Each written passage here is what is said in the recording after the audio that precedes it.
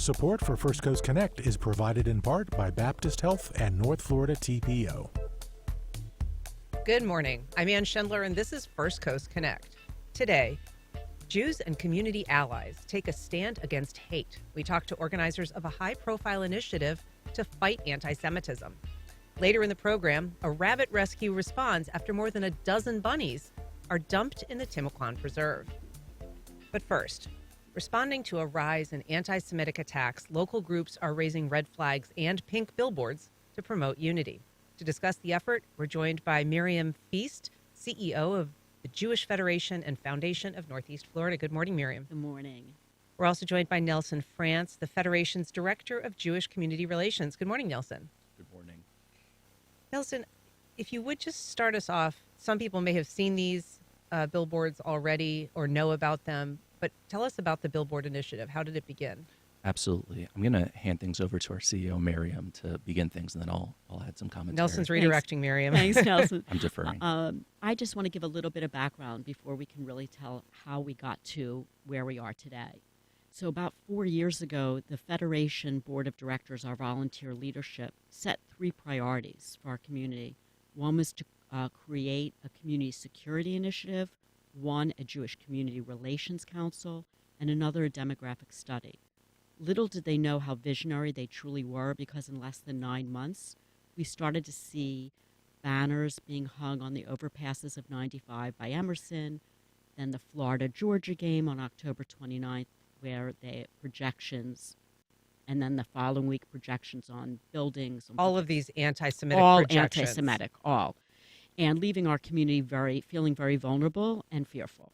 And so we were lucky that they had set those priorities. They were in the works. We do have a community security director, and it will be next week, a year that we launched our Jewish Community Relations Council. Mm-hmm. And they have a series of pillars, but one of their priorities was to partner with JewBelong and, of course, the Together Strong Community Fund, which enabled us to have our JCRC, to partner with these 2 entities to join in with this national campaign to combat anti-Semitism. And then I'll let you take over, Nelson. Yeah, I think it's really important to note that anti-Semitism, also known as Jew hatred, is the world's oldest hatred. It's the world's oldest hatred for a reason. The Jewish people, whether in Florida, Jacksonville, in North America, were oftentimes used as a punching bag.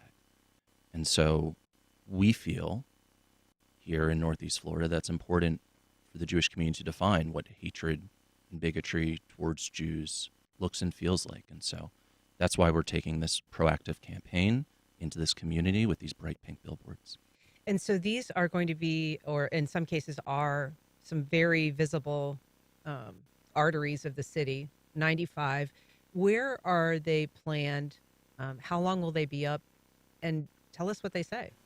Yeah, absolutely. So let me just start by saying this is the first time that we can recall in the Jewish Federation Foundation of Northeast Florida's history that we've had such a public, visible campaign, let alone about such an important topic. These 2 billboards say, the first one is, standing against anti-Semitism is standing with America.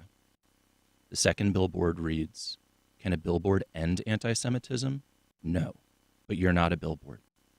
Now, these 2 messages are located on I-95, one up by the airport, the other by 95 and 10 where they meet.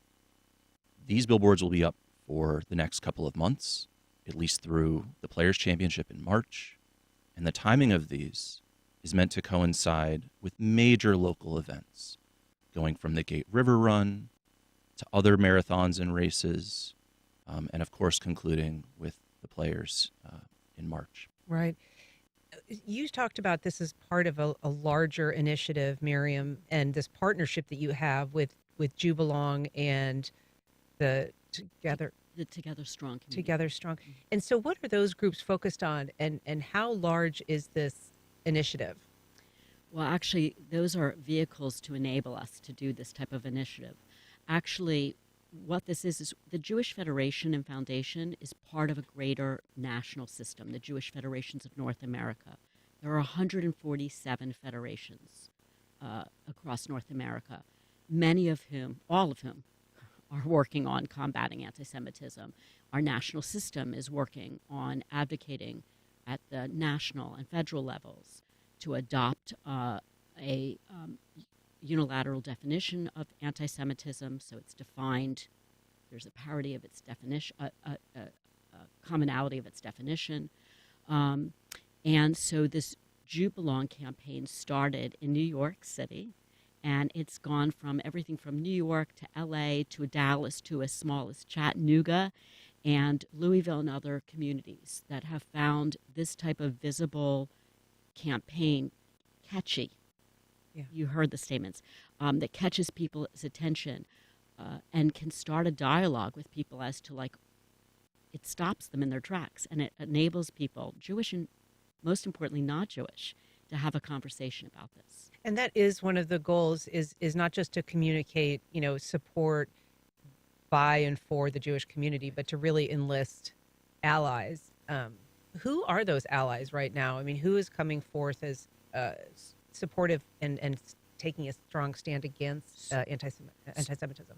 I'm going to say here locally, and then I'm going to pass it, is that I've had the fortune of being invited to sit at tables such as the Jacksonville Transformation Coalition, where the whole idea is that Jacksonville should not be a place of hate. And so we cannot have a successful campaign to combat anti-Semitism or any hate with our voices being alone. It's the power of the collective. So we are finding allies between faith leaders, business leaders, elected officials, other CEOs of nonprofits. And we have found that if we can join our voices together, we can drown the small but loud voices that are promoting this type of hatred, especially here in Jacksonville. And Nelson, I mean, having that alliance is really essential because, as you pointed out to me previously, the Jewish population of Jacksonville mirrors a national Jewish population, which is really small. Yeah, I'm happy to touch on some of the quantitative figures here in a moment. I think it's important to note, first and foremost, that this is a campaign to raise awareness. This is an awareness campaign to spark meaningful conversations. And one of the key components of this campaign isn't just the billboards. It's driving people to sign a pledge.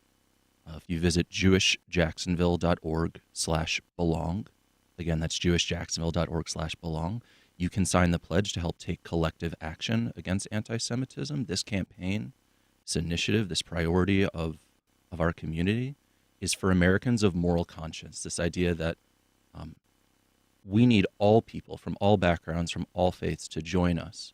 We fully respect that this is our community's number one priority, and we don't expect or anticipate this to ever be any other ethnic, religious, minority, or marginalized community's number one priority. But for them to understand why this is important to us, that this has been going on for millennia, and that we need their help in order to defeat this evil, this hatred, that's on us. That's on the Jewish community to educate, not to project, but to engage and hopefully mobilize people to take collective good. As far as the quantitative pieces, absolutely right. The Jewish community here in Northeast Florida is about 2%. We've got a community study. Results will be coming forth soon. Mariam will talk about that shortly. But the national population, again, about 2%. With that in mind, two-thirds of reported religious hate crimes in the year 2023, and this was reported by the FBI, two-thirds of those were directed towards Jewish people.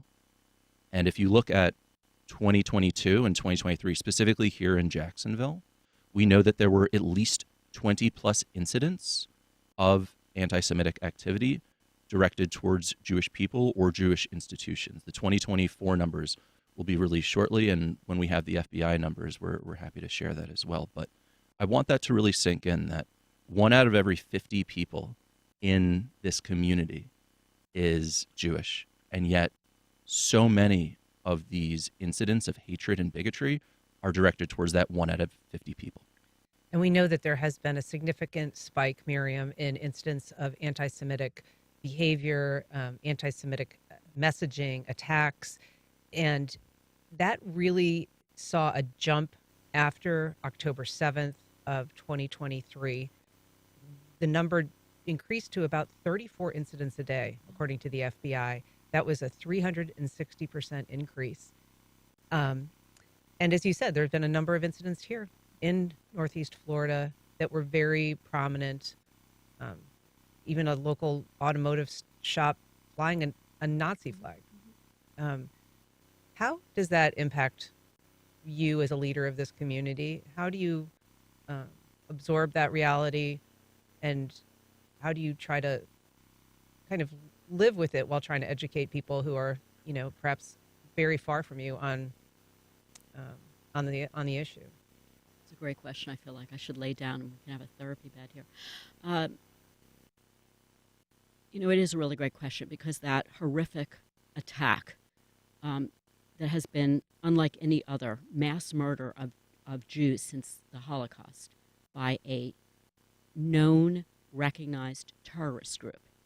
This was not a peaceful, this was not a war. This was a violent terrorist attack that pained our community and the Jewish communities worldwide significantly.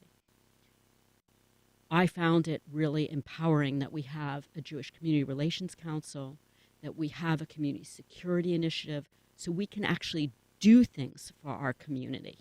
We can actually be a change agent for making our community feel safe, secure, to be able to live Jewishly, proudly every day, and that's what we do.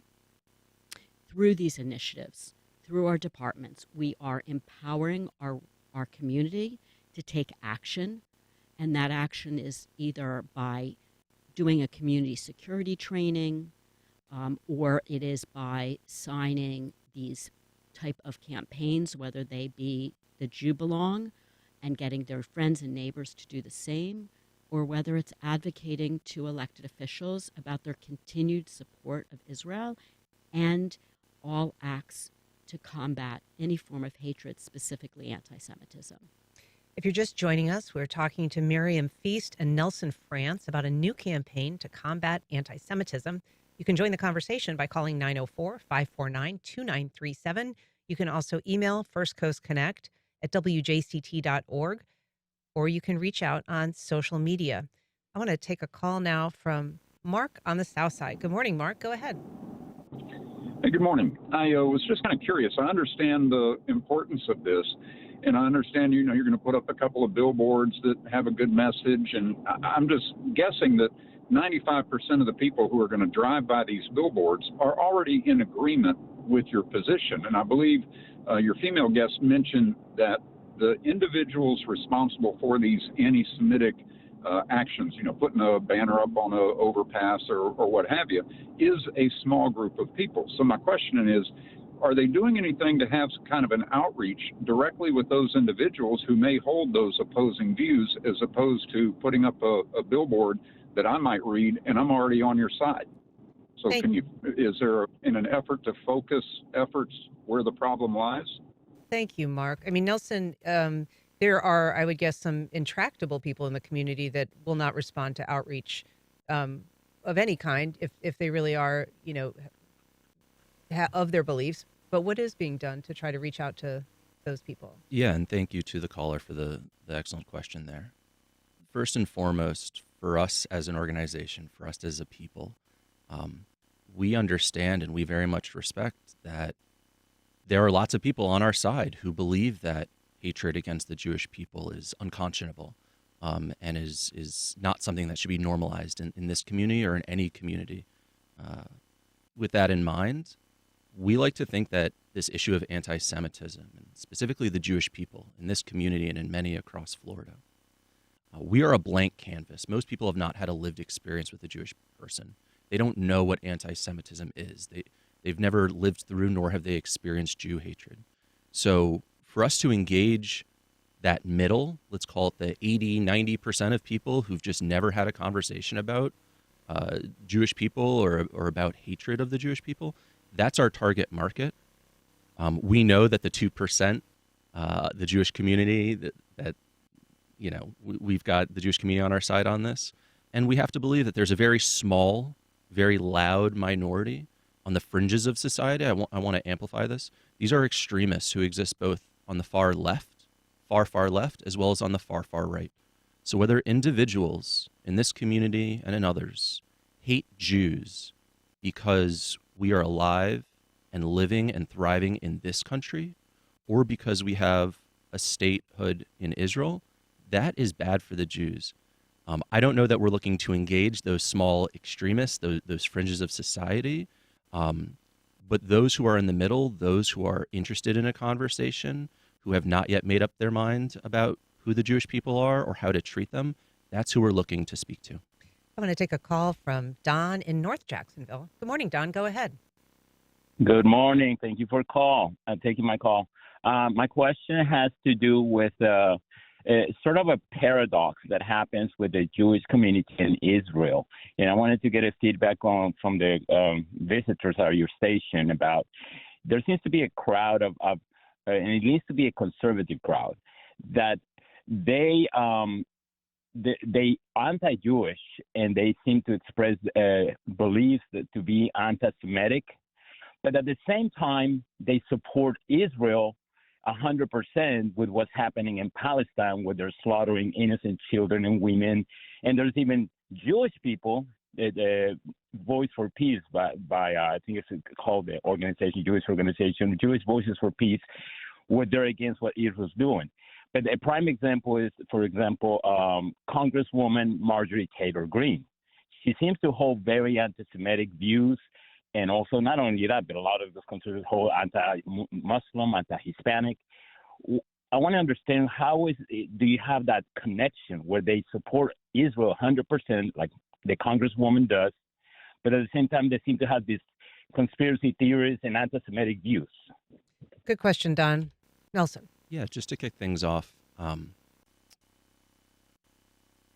one of the ways that we define anti-Semitism and the way that we use it at the Jewish Federation and Foundation of Northeast Florida is referred to as the International Holocaust Remembrance Alliance Working Definition of Anti-Semitism, affectionately referred to as IRA. There are a couple of examples in there that just in the call that we received, I just want to lift up. One is holding Jews collectively responsible for actions of the state of Israel. I want to be really, really clear on this. For us in the Jewish community, we understand that there, again, are extremists on both sides of the aisle. Some of those voices exist within decision makers. That said, without speaking about individuals or about specific political parties, we know that it's important to not use symbols and images associated with classic anti-Semitism, such as claims of Jews killing Jesus or blood libel, to characterize Israel or Israelis. So again, whether that's coming from elements on the far right or elements on the far left, we know that that's not good for the Jewish people. And we certainly understand that there are people who love Israel, but may not fully understand anti-Semitism, and there are people who traffic in anti-Semitic tropes who don't understand Israel, and vice versa. You know, you referenced this definition that the International Holocaust Remembrance Alliance has created, and it's 11 examples that they provide to help you sort of shape what constitutes anti-Semitism. And some of them I think would be quite familiar: people who deny the Holocaust, people who dehumanize Jews or use stereotypes, kind of as Nelson alluded to. But one of them is something that the caller referenced, which is anti-Zionism. And there is, this discussion about whether it's possible to criticize the state of Israel as a political actor and not be anti-Semitic, to object to the things that the country is doing politically or perhaps, under its leadership, and not necessarily believe that that's a conversation that is inherently anti-Semitic, that people should be allowed to criticize the actions of a state. How do you parse that for people? How do you help thread that needle? Well, for me, it's hard to answer this question out of context after October 7th, because a lot of people are using the veil of what happened on October 7th as a way to demonstrate or criticize Israel and what they're doing, taking out of context the real fact of what happened October 7th. 3,500 terrorists came into a country and brutally murdered, burned, raped innocent civilians, Jewish and non-Jewish. There are over 2 million Arabs living in Israel. There are hundreds of nationalities that live in Israel aside from Jews. And they were not discriminatory on that day. And so after October 7th, losing sight of the fact of that we are on a war and fighting Hamas, not quote-unquote innocent civilians. We are fighting a terrorist organization. That's what we're doing. That's what we're doing here in America. That's what That's what they're doing in Israel. And that's where the support comes in for the state of Israel, because truly, as some people have said, after October 7th especially, America needs Israel more than Israel needs America in terms of combating these jihad terrorist organizations. The same ideology and the same group that flew airplanes into the World Trade Centers, into the Twin Towers, into the Pentagon, are doing this not only to Israel and innocent civilians, but innocent civilians that live in Gaza. That's what this is about, and we are losing sight of that when people want to change the narrative to making this about anything else that really falls into and can be defined as Jew hatred or anti-Semitism. And if I may, sorry, Well, just I on the... just want to ask, though, Yeah, please. even within Israel, there's criticism of the government among the Jewish population, right? And so if people are critical of the government of Israel or the actions of the government of Israel, in the same way that they're critical of the actions of our government or our military, that discussion can be had without it being labeled anti-Semitic. Absolutely. And I was in Israel, and I was there before October 7th, where they were protesting in the streets. They were protesting about a judicial reform, very similar that we do the same here in the United States. I don't know of a democratic society, which the state of Israel is in the United States, that there are not demonstrations or differences with whoever is in government. It crosses a line when you are talking about something that that again uses the government or what it's doing as a veil for anti-Semitism. And if I may, I think applying a double standard to Israel by requiring of it a behavior not expected or demanded of it of any other democratic nation, you have to ask the question why. Right. Why are you holding Israel to this double standard? And the other piece to what the caller had asked about, there are a handful of groups and a very small minority of individuals who don't have love for Israel in their heart. But that's a very small number. We're talking about more than 90% of American Jewry and global Jewry have a strong, defined connection to the land and people of Israel, the ancestral homeland of the Jewish people. So I just want to reiterate that at times there may be very loud voices in the minority on the fringes of society, but we have to tune those loud voices out and really focus on the common good and on the vast majority of people who understand that demonizing the Jewish people and the one Jewish state is wrong. I want to take a call from John in Riverside. Good morning, John. Go ahead. Hello. Hi, John. You're on air. Go ahead. Can you hear me? Yep, go ahead. Okay, great. I just wanted to comment about the somewhat disagree with the first caller. I don't think that we should be underestimating the depth of the penetration of anti-Semitism in America, which is very alarming. And I'll give you just three quick examples. The founder of Amnesty International has distanced himself from the organization because it's been anti-Semitic, and the leader of Amnesty International now, Paul O'Brien, is openly on record saying that he thinks Israel shouldn't exist. The BDS movement, which has taken hold at UNF to some degree, is the founders of the BDS movement openly say their goal is to destroy the state of Israel, where half the Jews in the world live. The daily newspaper, the Times Union, that usually the articles about Gaza are written by Nidal al-Mughrabi, who is a Palestinian who lives in Gaza and is pro-Hamas. And if you look at his Twitter feed and his LinkedIn page, he's a graduate of Gaza University, and he's always complaining about how the bombing in the distance scares his daughter. John, just to wrap it up there, just quickly if you can. Okay. The point is that anti-Semitism causes governments to fail. It needs to be confronted. There are so many lies about Israel now that, the apartheid state, that's a lie. The genocide, that's a lie. We need to fight this. And I'll just stop there. I could Thank go you, John. on, but I won't. Appreciate it. I want to take a call from a somewhat opposing position. Good morning, Brianne in Arlington. Go ahead. Good morning. Hi. No, I was listening to the program. My wife is Jewish. We've been together for a very, very long time. One of the guests, I did not catch her name, and I apologize, had Mariam made the Feist. statement that she wanted to make a very clear delineation about fighting Hamas as opposed to fighting individuals and fighting civilians.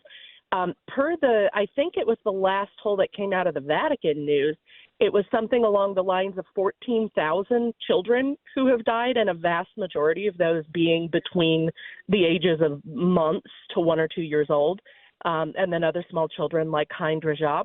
Are those Hamas militants? That's my question, is where do we draw the line and where do we make that distinction? Fair question, Brianne. Nelson? And a vast majority of those being between the ages of... Go ahead, Great. Nelson. Yeah. So first of all, we've seen a tremendous, and I'll speak to the first caller's question, of course. We've seen a tremendous spike in both online and real life manifestations of anti-Semitism. So when we talk about the vandalism in this community, the vandalism that is targeting Israel, that's targeting the Jewish community, when we talk about that swastika incident from last summer, which meant to draw a comparison between that of Israeli contemporary policy and Nazi Germany, that's hateful. That is seeking to divide this community.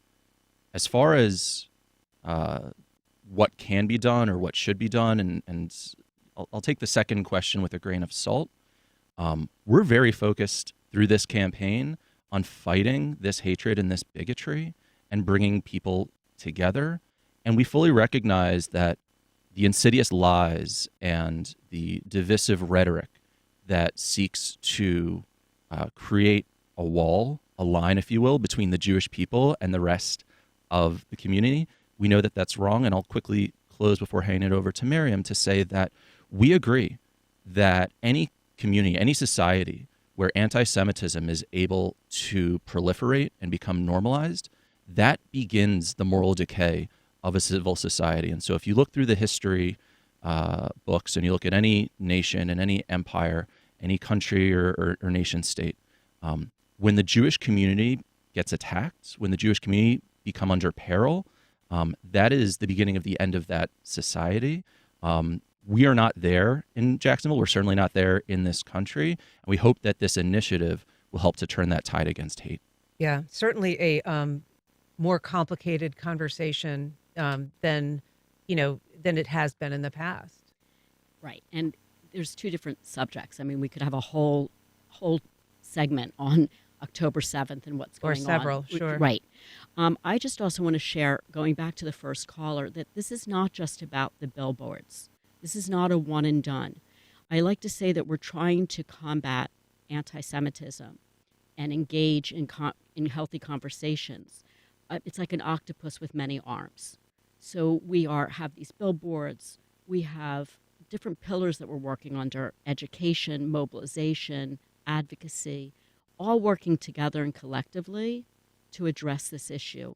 So going back to the first caller, it's not just two billboards in the work that we're trying to do. And again, the work of sitting down with that 80 or 90%, the people that are in the middle, not the we love you, we love this, nothing's going to change our mind, to the ones on the complete opposite. But it's so important to engage those 90% in the middle. And these are children, these are college students, these are adults, and breaking bread and having conversations is what we're trying to do. I want to take just a quick call from John in Avondale. John, just as briefly as you can, please. Hello? Good morning, John. Go ahead, just as briefly as Good you morning. can. Thank you. I'm 77 years old. I grew up on Long Island in Massapequa, New York, which was affectionately known as Matzo Pizza. My kindergarten teacher was transformed by marital alchemy from Mrs. Silverstein to Mrs. Goldstein. My mother and she were such good friends that we went to her wedding. I grew up, everybody in my life was Jewish. Every aspect of my life had Jewish people in it. My friends, my neighbors, my employers, etc. I am not anti-Semitic. I grew up reading Anne Frank and things like that, which is why Israel breaks my heart. When the Zionist movement started by secular socialist Jews, the Jewish population of Palestine was 6%. Russia, France, Great Britain and the United States decided that they would give the Palestinians homeland to the Jews. And they have moved in with the purpose of moving out the Palestinians from their homeland. You imagine if they decided to give that Mexico decided to take back Texas. Texans would not just evacuate Texas and give it back to them because of their historical claim to the area. What's happening, things did not start on October 7th. The pushing of the Palestinians out of Israel has been going on my entire life. These people are fighting for their homeland, but they are fighting a group that is much more powerful and is backed by the United States government. This breaks my heart. John, thank you so much. Nelson, just briefly, because we are going to have to wrap. Yeah, I think it's noteworthy that of the 5 calls that we received this morning, 3 of them were about Israel. This campaign, nowhere in the pledge to tackle anti-Semitism does it mention Israel. This is about improving safety and security for Jewish communities. This is about reversing the normalization of anti-Semitism and countering that discrimination. And most importantly, it's about building cross-community solidarity and collective action against hate. So without answering that question, what I'll say is we are so committed to this campaign. We encourage everyone to join us at jewishjacksonville.org/belong and to tackle anti-Semitism with the Jewish Federation Foundation of Northeast Florida. Thank you for having us on. Mariam, Feist, Nelson, France, thank you so much for being on this morning. I really appreciate it. Thank you so much. All right, up next, a New Year's Day rescue at the Timucuan Preserve highlights an all too common problem of rabbit abandonment.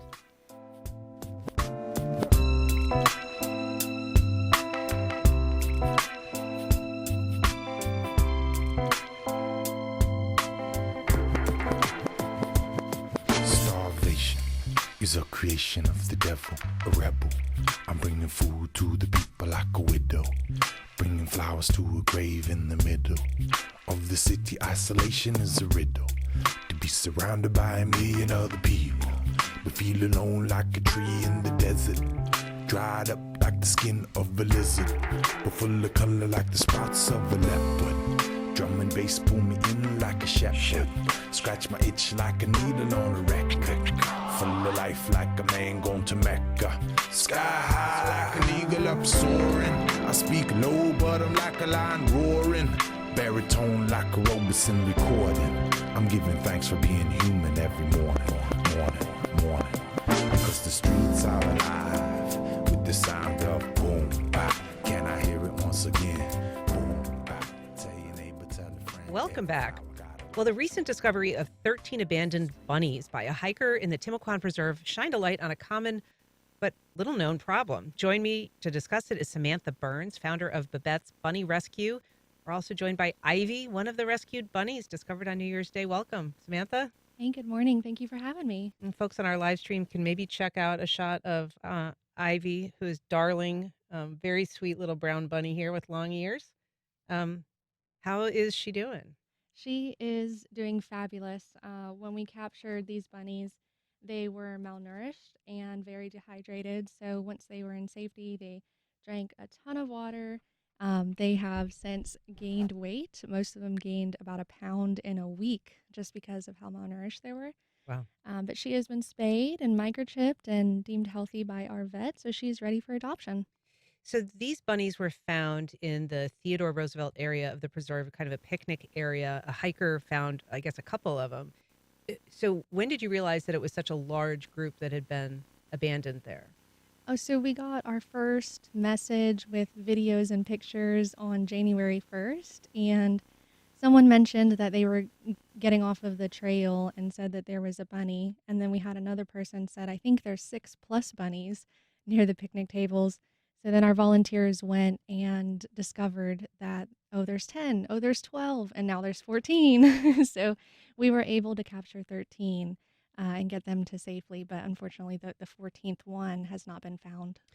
So they were found. You said they were not in great condition. They were malnourished. They had some parasites like ear mites apparently. Why is it that they can't survive in the wild? I mean, they look like a hardy little species. We see bunnies all the time in the wild in Florida. What's the difference? Yes, in Florida, we have 2 wild rabbits. It's the eastern cottontail and the marsh rabbit. But their lifespan on average is about 2 years. So it's very short just because everything eats rabbits in the wild, even though they are camouflage for those 2 wild species. There's still owls and snakes and alligators, just everything that is a predator to these prey animals. So for domestic rabbits, they have lost all of their instincts from the wild rabbits. They're different species.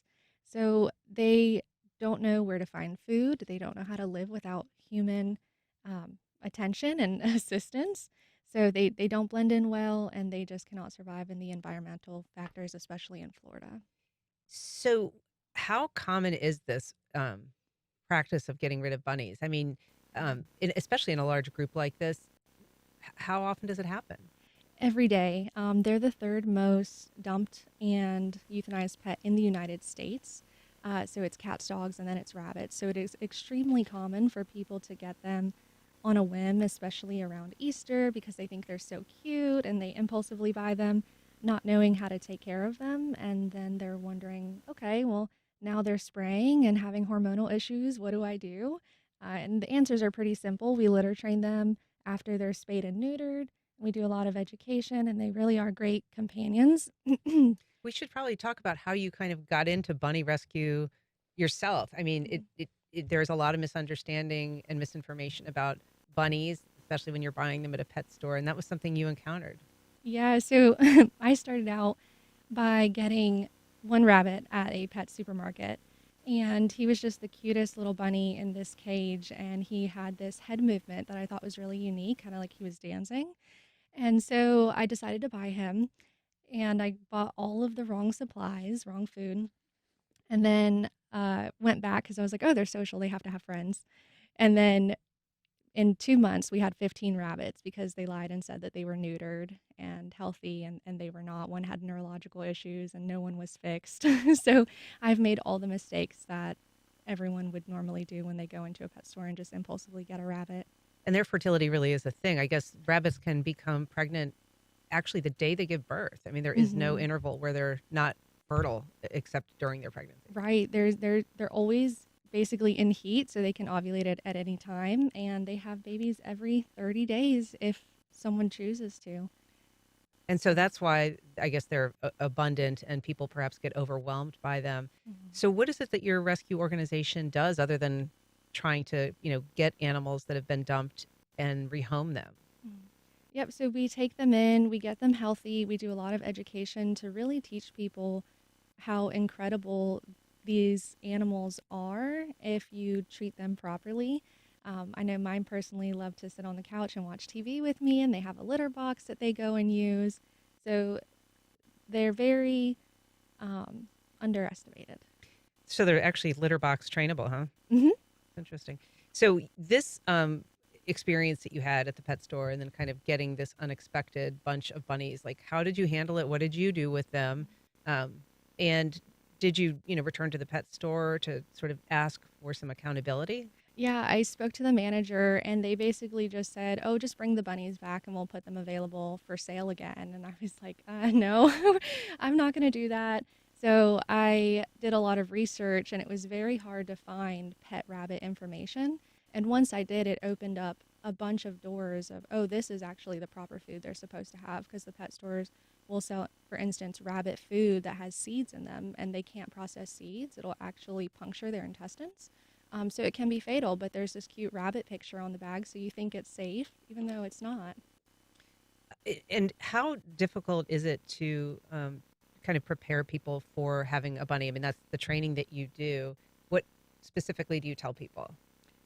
I tell them to expect the rabbits to be similar to cats, where they live inside and they use a litter box, but they also want attention when they want it. So they're not as needy as a dog, which is a plus, especially for someone, I would say, who works quite a bit. We highly recommend bonded pairs, but they're just overall really incredible. Bonded pairs, but it is difficult to sex or determine the sex of a bunny. And so what do you advise people if they're going to get a couple? I mean, so they don't end up in the situation that you found yourself in. Yeah, so we have a website where we have a video and explain how to check gender, but going and getting established at an exotic pet specialist, so an exotic veterinarian, they will help determine the animal's health as well as the correct gender. And since we spay and neuter, if someone has one rabbit and they want their rabbit to have a companion, we would do matchmaking. We call it speed dating. And so their neutered male can come and visit our spayed females, and we can see who they're most compatible with so that they have a friend at all times to play with and fun. eat together, snuggle. Yeah. We should note that, it is illegal to mistreat, or abandon an animal in a public place. It's a misdemeanor in Florida, a penalty of up to $5,000 or imprisonment or both. But it is persistent, obviously, not just bunnies, all kinds of animals. What is being done with any specificity on the front of rabbits when it comes to legislation? It's hard because there's not anyone, I would say, watching or actually holding these people accountable. So there's for the Theodore Roosevelt Park bunnies, there aren't any cameras and the park rangers couldn't do much. We try to partner with the local animal shelter governments and shelters just to be able to put something in place for things like this. But it is very difficult. In Nassau County, I was able to get a ban passed on rabbit sales in pet stores. So that way breeders had to have healthy bunnies, had to have the correct permitting, or they have the option of going through, let's say Petco or PetSmart, where they partner with local organizations who are nonprofits, so you know that you're getting a happy, healthy bunny, and they're spayed and neutered and have everything. And I guess we should say this sweet bunny Ivy here is still available for adoption. So if people are interested either in helping as a volunteer or trying to connect with some of the bunnies that are available, how can they do that? They can go visit us on social media. So we have Facebook, Instagram, but we also have our website, which is bebettesbunnyrescue.org, and they can fill out an adoption application there. And then we'll send our Bunny 101 class, which is free and virtual, and it teaches people their diet, their housing, what to have in a medical emergency kit, and just so that they're fully prepared for that 8 to 10 year commitment. What's the cost of spaying? So we are fortunate to have a good relationship with our vet, but we pay $230 per bunny. So if someone were to go to a pet store or to a breeder and get a bunny, they're going to pay on average closer to $300-400 just for their alteration surgery. Well, good to know. Samantha Burns, thanks for to treat the untreatable by developing personalized cancer vaccines that stimulate the immune system to better treat the disease and help prevent it from recurring. More at mayoclinic.org/Florida. Conductor Michael Stern and the Jacksonville Symphony explore musical cultures on January 31st and February 1st with Beethoven's 7th Symphony and Rachmaninoff's symphonic dances. Information at jacksymphony.org. Sean Ramos from What Makes a Great News Show? What I love in a news show is something that makes me lean in, I want to whoa, what did I just hear? You want the driveway moments. The driveway moments, the subway moment, the kitchen table moment. I want all the moments, Noelle. And we've got a show for you. Today Explained from Vox, hosted by me, Noelle King. I'm Sean Ramos from You're going to hear the moments if you join us. Tonight at 6:30 here on WJCT News 89.9. The Jacksonville Music Experience presents the JME Soundstage Series featuring Shannon and the Clams, Raw Hill, Levitation Room, Ghost Funk Orchestra, and a lineup of local and regional artists. For ticket information and more details, visit jacksmusic.org/events. From the Center for Investigative Reporting and PRX, this is Reveal. If people are dying in your hospital of overdoses, you should know how many there are. I'm Al Letson. We bring you the best investigative reporting. True story. You have east towards the beach on your left-hand side, and if you were to look directly overhead, you're going to see a nice bright light, and that's going to be Jupiter. So look for Jupiter, the king of the planets. The king? Yes. All right. It's hard not to be king, because if Jupiter was like a planet piggy bank, you could deposit into Jupiter 1,000 Earths. Wow. And then you'd be like, Eddie told me that there's 1,000 Earths, but clearly there's more space. Yeah, for like another 200 Earths. Wow. That's a big planet. It's big. So you find the Mac Daddy there, Jupiter, and then what else are you looking for? Because we're hearing about this planetary alignment. There are a lot of planets that are up there. It's probably more like a planet parade. Okay.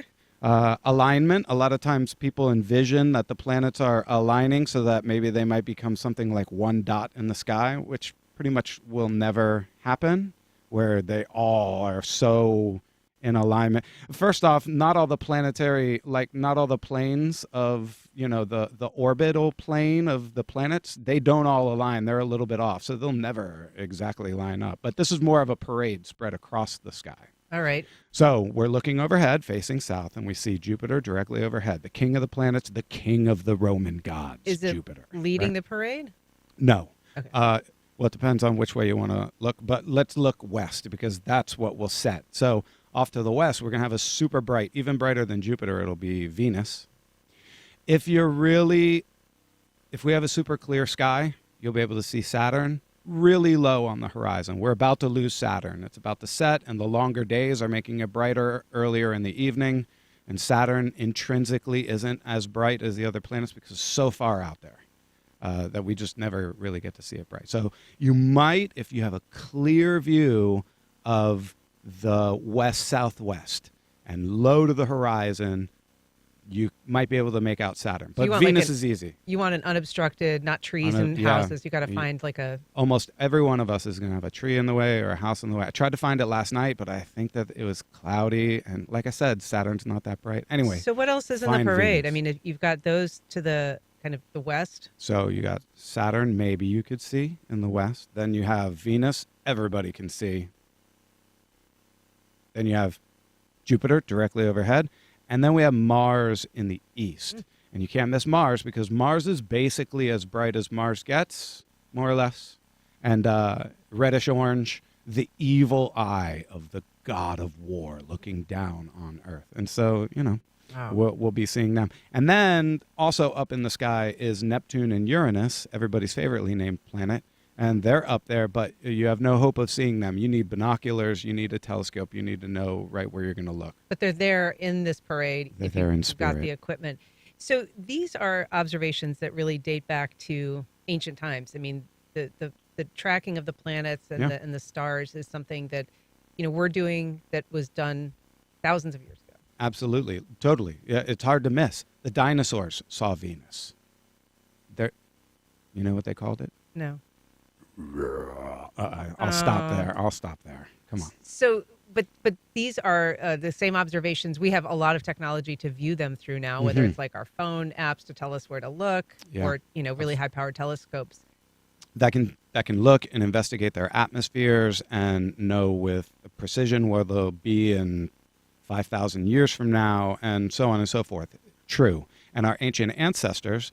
I say our ancient ancestors because humans that lived on the earth, no matter where you trace your ancestry back, were paying close attention to what was going on in the nighttime sky overhead. And depending on the level of sophistication, we're making pretty accurate predictions about the behavior of those planets in the future and the behavior of the sun and the moon. Remember, all of this took place overhead in this revered space. Many civilizations considered it like the field of the gods, and you were going to pay attention to what was going on there. Not only that, it's the most predictable thing in nature is the sky overhead and its behavior. And so you could set calendars to it, and you could make plans for the future. You could pack up your village in order to go to the regional meeting that takes place every third year or whatever the case might be. And as yet, humans have not yet been able to change that particular element. The planets continue, regardless of human activity, to do what they do. Yeah, careless as to the activities of humans on Earth, what is going to be happening. Maybe one day we'll become sophisticated enough. We're going to have to leave it there, but a seventh planet does join in February, late February? So what were we talking about? We have Saturn. We have Mercury that's up in the early morning. Mercury, right. Yeah, All yeah. right. Also might join the parade. Well, Eddie Whistler, love having you here. Thank you so much for coming on today. So welcome. All right. That's our program. Thank you for listening. If you have feedback or suggestions, you can send either to First Coast Connect at wjct.org. And if you missed anything, you can catch our rebroadcast. Support for First Coast Connect is provided by Baptist Health and the North Florida TPO. Baptist Health is a proud supporter of First Coast Connect. Baptist Health, committed to building a healthier community for all of us. More info at 202-4YOU or baptistjacks.com. The North Florida TPO is committed to shaping our transportation future.